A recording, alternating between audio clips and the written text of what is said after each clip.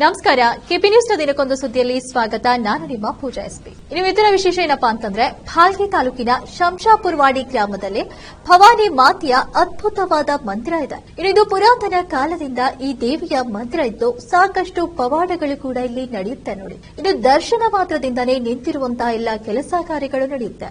ಇನ್ನು ಇಲ್ಲಿ ಮಹಾರಾಷ್ಟ್ರ, ತೆಲಂಗಾಣ, ಕರ್ನಾಟಕ ಸಾಕಷ್ಟು ದೂರದಿಂದ ಸಾವಿರಾರು ಭಕ್ತಾದಿಗಳು ಈ ದೇವಿಯಲ್ಲಿ ಹರಕೆಯನ್ನ ಹೊತ್ಕೊಂಡು ತಮ್ಮ ಹರಕೆಯನ್ನ ತೀರಿಸೋದಕ್ಕೆ ಬರ್ತಾರೆ.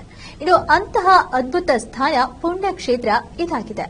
ಇನ್ನು ದಸರಾ ಹಬ್ಬದಲ್ಲಿ ಪಲ್ಲಕ್ಕಿ ಉತ್ಸವ, ಇನ್ನಿತರ ದೊಡ್ಡ ಪ್ರಮಾಣದ ಜಾತ್ರಾ ಮಹೋತ್ಸವ ಕೂಡ ಇಲ್ಲಿ ಜರುಗುತ್ತೆ.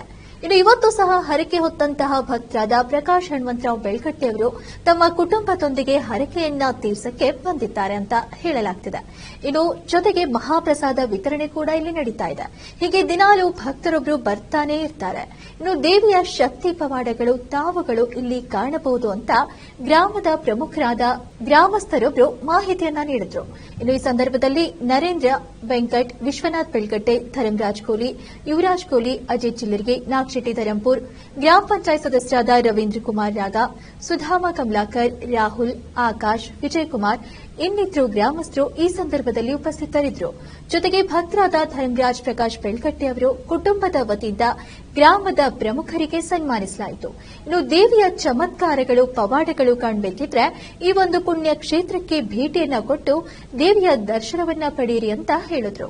ಇನ್ನು ಇದಾಗಿತ್ತು ಈ ಹೊತ್ತಿನ ವಿಶೇಷ. ನಿರಂತರ ಸುದ್ದಿಗಳಿಗಾಗಿ ನೋಡ್ತಾ ಇರಿ ಕೆಪಿ ನ್ಯೂಸ್ 24/7. ಧನ್ಯವಾದಗಳು.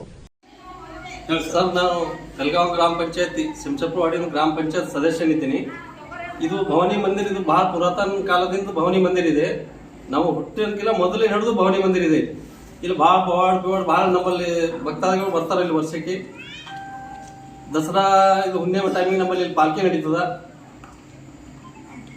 ಮತ್ತೆ ಬೇರೆ ಬೇರೆ ಕಡೆಯಿಂದ ಎಲ್ಲ ಜನ ಬಂದು ಇಲ್ಲಿ ನಮ್ಮಲ್ಲೆಲ್ಲ ಬಂದು ಇದು ಮಾಡ್ತಾರ. ಹರಕೆ ಆದ್ರೆ ಎಲ್ಲ ಇದು ಮಾಡ್ತಾರ. ವರ್ಷಕ್ಕೆ